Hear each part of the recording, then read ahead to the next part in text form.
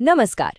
आज हम किसी चुनावी नतीजे का पोस्टमार्टम नहीं कर रहे हैं। नहीं, हम ये समझने की कोशिश कर रहे हैं कि राजनीतिक जीत को एक इंजीनियर की तरह कैसे बनाया जाता है। हम हिमाचल प्रदेश के नगरोटा विधानसभा क्षेत्र के ब्लूप्रिंट को समझने जा रहे हैं, ये समझने के लिए कि कैसे एक जनादेश बनता है, कैसे बिखरता है और सबसे जरूरी, उसे वापस कैसे हासिल किया जाता है। चलिए इसे गहराई से समझते हैं। तो ये है नगरोटा, कांगड़ा जिले का दिल, देवभूमि का वो हिस्सा जहां लगभग हर घर में आपको या तो एक किसान मिलेगा या एक सैनिक। यहाँ की हवा में सिर्फ देवदार की महक नहीं है, बल्कि देश सेवा का जज्बा और खेतों की मिट्टी की सौंधी खुशबू भी खुली हुई है। और अगर यहाँ की राजनीति को समझना है तो पहले यहाँ की जमीन और यहाँ के लोगों की पहचान को समझना बहुत जरूरी है।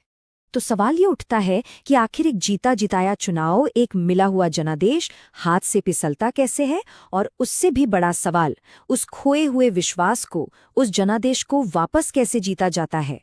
ये सिर्फ हार जीत का विश्लेषण नहीं है, ये चुनावी समीकरणों की एक फोरेंसिक जांच है।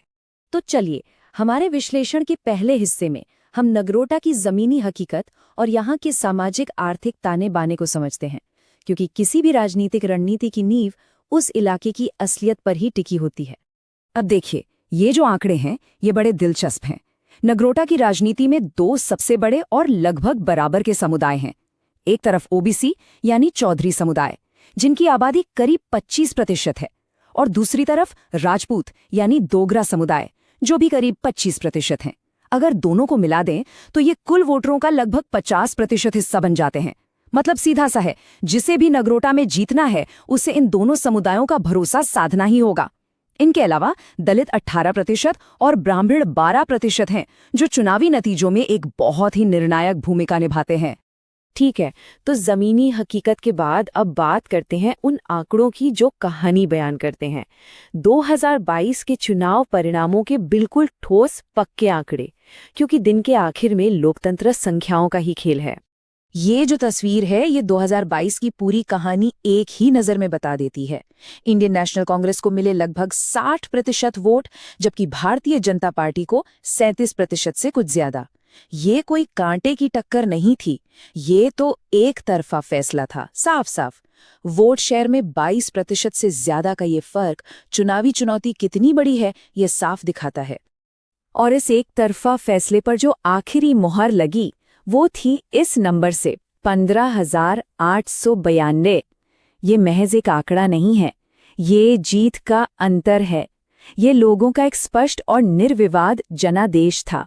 राजनीति में इतने बड़े अंतर को आप नजरअंदाज नहीं कर सकते। ये एक पैगाम होता है, एक संदेश। तो अब ये समझना जरूरी है कि इन नंबरों के पीछे की कहानी क्या थी। वो कौन सी आवाजें थीं जो उस घाटी में गूंज रही थीं, लोगों की भावनाएं क्या थीं। लोगों की परेशानी की जड़ें कई थीं। देखिए, नौजवानों के लिए सबसे बड़ा मुद्दा था बेरोजगारी और नौकरियों के अधूरे वादे। सैनिक परिवारों में अग्निपथ योजना एक बड़ी चिंता का कारण थी, खासकर उस धरती पर जहां सेना में सेवा देना एक पीढ़ी से दूसरी पीढ़ी तक चलने वाला सम्मान है। किसान और गांव के लोग बिजली की ऊंची दरों और एमएसपी की कमी से परेशान थे। टूटी फूटी सड़कें और मजबूत पुलों की जरूरत एक और बड़ा मुद्दा था। और हाँ, सरकारी कर्मचारी और पेंशनभोगी पुरानी पेंशन योजना की बहाली चाहते थे। ये सिर्फ चुनावी मुद्दे नहीं हैं, ये लोगों की रोजमर्रा की जिंदगी से जुड़ी हकीकतें हैं। अगर इन सारी बातों को, इन सारी तकलीफों को एक आवाज देनी हो तो वो कुछ ऐसी होगी।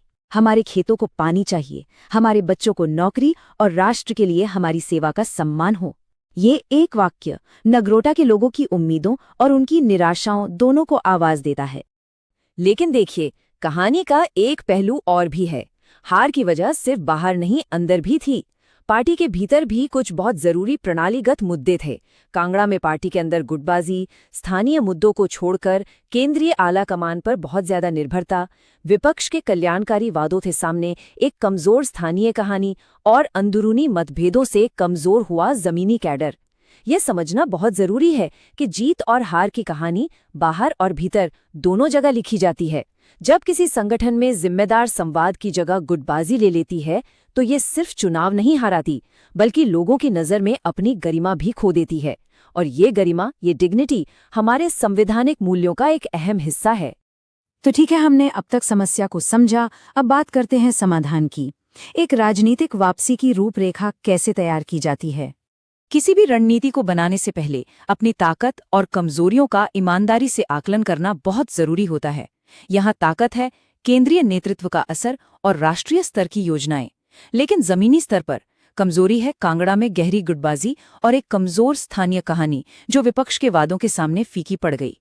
अवसर साफ है, कांग्रेस के अधूरे वादों को जनता के सामने लाना। और सबसे बड़ा खतरा है सत्ता में होने का दबाव, जिसे इनकम्बेंसी कहते हैं, और युवाओं की लगातार बढ़ती नाराजगी। यही रणनीतिक परिदृश्य आगे का रास्ता तय करेगा। इस चुनौती से निपटने के लिए एक बहुत ही मजबूत ढांचे की जरूरत होती है। हम इसे कहते हैं चतुर्मुख सिद्धांत। इसके 4 चेहरे हैं, 4 पहलू। पहला, चुनावी चेहरा। प्रमुख वोटर ब्लॉक्स यानी ओबीसी और राजपूत समुदायों का भरोसा वापस जीतना। दूसरा, संगठनात्मक चेहरा। दरारों को भरना और जमीनी स्तर पर संगठन को फिर से खड़ा करना।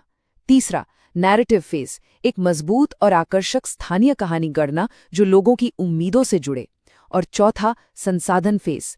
केंद्रीय ताकत का फायदा उठाते हुए स्थानीय क्षमता का निर्माण करना। तो सिद्धांत से अब आते हैं एक्शन प्लान पर। 90 दिनों का वो ब्लूप्रिंट जो जमीन पर काम करेगा और बताएगा कि क्या, कब और कैसे करना है। ये देखिए, ये है पूरा 90 दिन का एक्शन प्लान, बिल्कुल चरणबद्ध तरीके से। पहले 30 दिन यानी D90 से D60 संगठन को फिर से खड़ा करने के लिए। अगले 30 दिन D60 से D30 संदेश को जमीन पर उतारने के लिए। फिर D30 से एक विजिबिलिटी ब्लिट्स शुरू होगा, मतलब एक ऐसा अभियान जहां उम्मीदवार हर जगह दिखाई दे, हर चर्चा का हिस्सा बने। चुनाव से 2 हफ्ते पहले डिजिटल सर्ज और आखिरी हफ्ते में अंतिम मोबिलाइजेशन। गति अनुशासित और समय पर लिए गए एक्शन से ही बनती है। और आज के दौर में ये तो हम सब जानते हैं, असली लड़ाई का एक बड़ा मैदान डिजिटल भी है।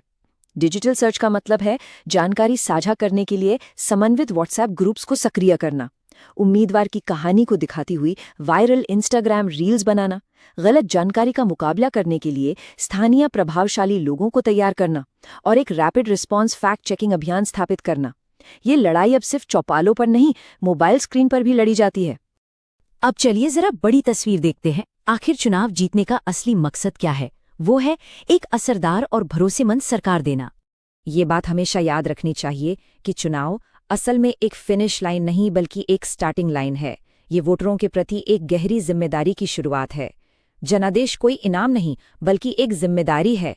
एक अच्छी सरकार सिर्फ वादे पूरे नहीं करती बल्कि लोगों के भरोसे की हर तरह से रक्षा करती है। और इस भरोसे में आज के दौर में उनकी निजी जानकारी का सम्मान भी शामिल है, जहां उनकी सहमति और पारदर्शिता एक भरोसेमंद शासन की नींव बन जाती है। तो आखिर में सबसे बड़ा और सबसे जरूरी सवाल यही रह जाता है कि एक बार जब जनादेश मिल जाता है तो लोगों के उस विश्वास को कैसे चुकाया जाएगा? चुनाव प्रचार का शोर खत्म होने के बाद सरकार चलाने का जरूरी काम कैसे किया जाएगा? और इसी सवाल का जवाब इस एक बात में छिपा है। भीड़ खरीद सकते हो तो शोर किराए पर मिल जाएगा। जीत चाहिए तो विश्वास कमाना होगा। राजनीति में सब कुछ अंत में विश्वास पर आकर ही टिकता है, और विश्वास कमाया जाता है, खरीदा नहीं जाता। यही नगरोटा ब्लूप्रिंट का सबसे बड़ा सबक है। If you want to become a people-centric leader and uplift your constituency, get in touch with blueprintstrategies.ai at mgr@blueprintstrategies.ai or call 080-420-4160. Purpose beyond politics.